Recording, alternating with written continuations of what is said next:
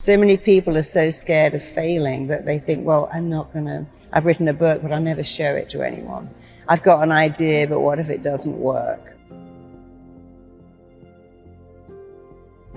And when they begin to see, oh, it all tracks back to a thought which I'm free to change, it's very liberating, it's very empowering.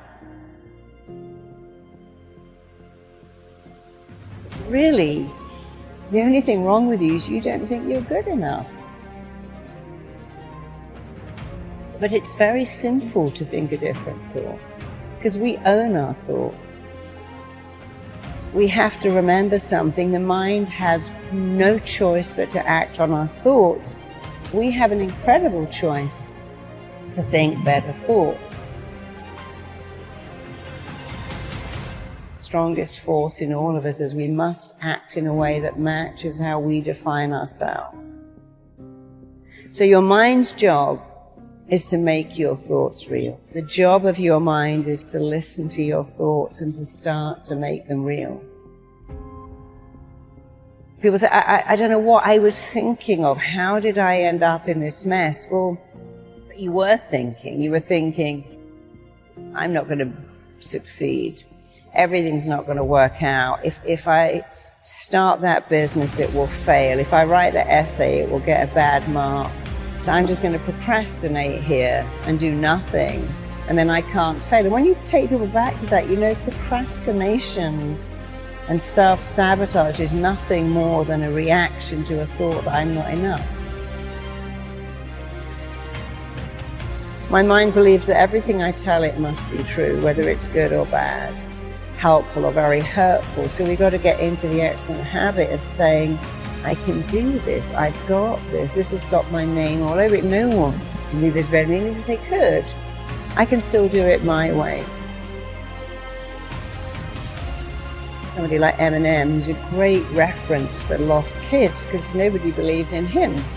And nobody believed he could be a rapper, but here he is, and he put his anger into rapping, and then they go, oh yeah. But that's the thing, you get to edit your story, upgrade your story, rewrite your story, change your story. Your thoughts are yours to change. You're not your thoughts. Change them. So your life can change like that if you just get into the excellent habit and keep going of dialoguing better with you.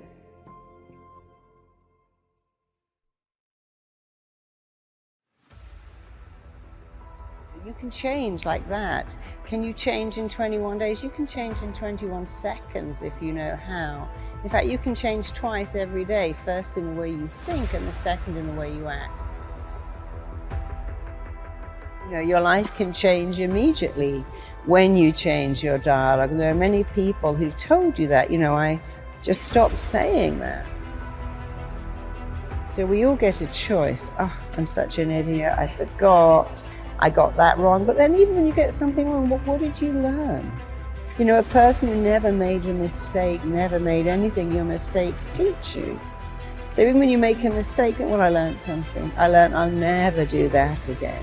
You know, occasionally when I'm traveling, I go, okay, we've forgotten our chargers. Let's always keep them in our travel bag. Let's always keep them there. When you make a mistake, it usually enhances your education if you learn from it.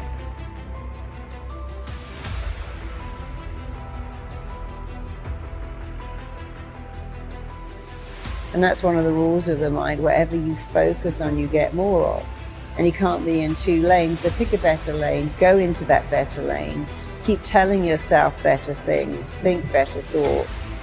And whatever is the missing bit, the emptiness, the needs you didn't get met, take some time to think about what they are, and think about what you wanted here, and then tell yourself those words, I can do it, I've got this, I'm good at this, because amazingly, there is nothing that will raise your self-esteem like praise, but your own praise is better. So if you said to me, oh, you can speak on stage, you can do that, I go, yeah, but you're just saying that. But if I say it, my mind believes that everything I tell it must be true, whether it's good or bad, helpful or very hurtful.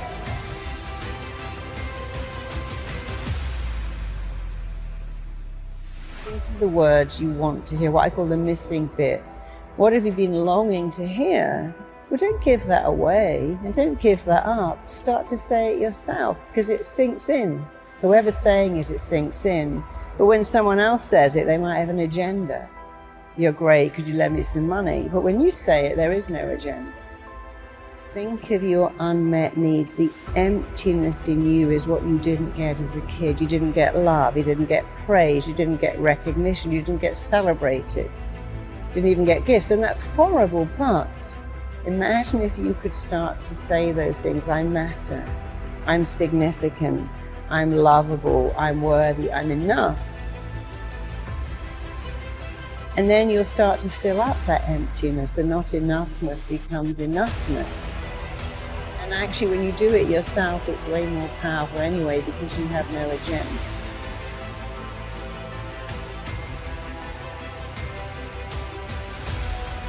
It all starts with a thought. But changing your thoughts is easy, it's free, can be instant.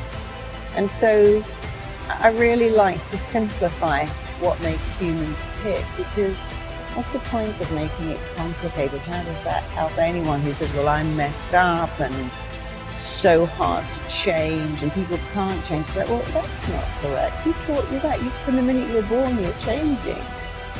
Oh, you know, it's long and arduous to recover. No, it isn't. Some people will recover like that. You could be one of the ones that changes your thoughts, changes your feelings, changes your actions after all. And if you could look in your body and see the inflammation, the stress hormones, the cortisol you create from thinking negative thoughts, you would never do it again. So we got to remember our thoughts are not our thoughts. They're a blueprint that our mind, body, and psyche are trying to make real. And if you could only think better thoughts, you'd give your mind an easy job.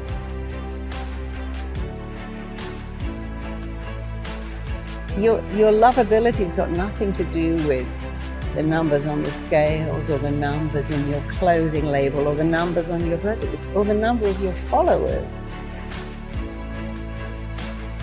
So we get very consumed by the number. I need to be thinner, taller, smarter, better grades, more followers.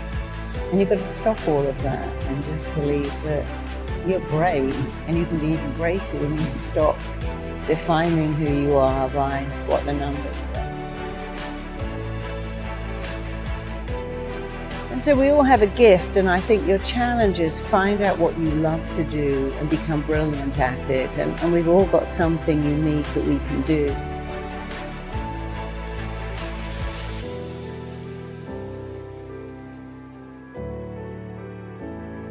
All of us, at some time or another, have agonized over making a decision.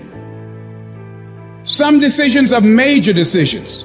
And also there are a lot of small decisions that we don't make, that they tax our minds, they drain our energy, they create a lot of anxiety and nervousness and mental torment because we don't take care of it. We decide not to decide, which is a decision.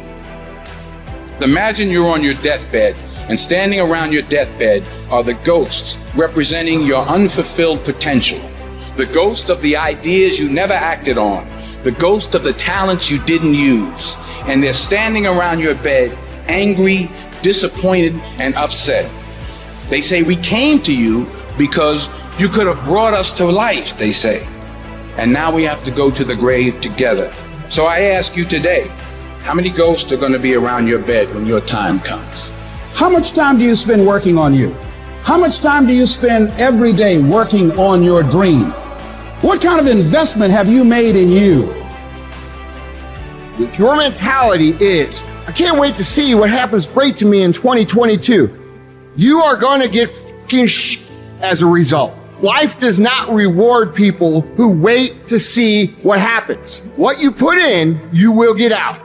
So if you want 2022 to actually be different, you have to not only be willing to visualize and manifest, you have to be willing to grit it out. You have to be willing to push through discomfort. Nothing that you're about to try or do or achieve that is worthwhile is going to be comfortable for you during the process of creating it. And I want you to take the word hope and I want you to throw it on the motherfucking ground, and I want you to replace it with the word I will fucking do in 2022.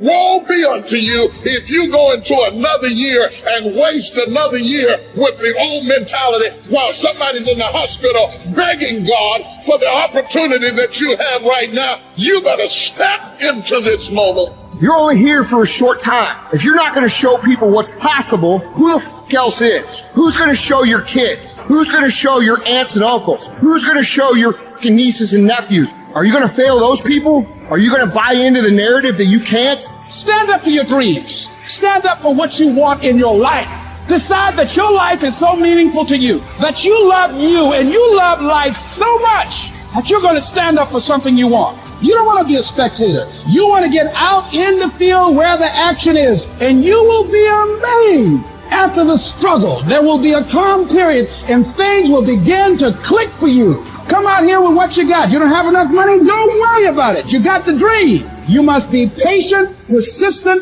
and positive no matter what. But aren't there some guarantees you can give us? Yes. You're going to die. You can't get out of life alive. So I'm saying to you, you got 6 months to live. Live your life now. Live your dreams now. Start acting like this is your last day on the planet.